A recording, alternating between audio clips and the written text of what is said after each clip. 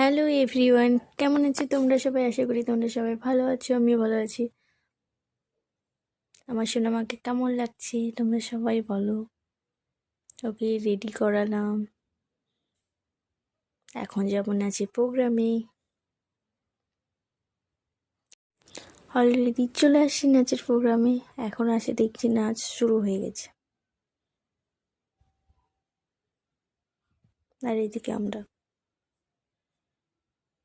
হাসাহাসি করছি। আমার সোনামায়ের নাচটা কেমন লাগছে তোমরা সবাই বলো।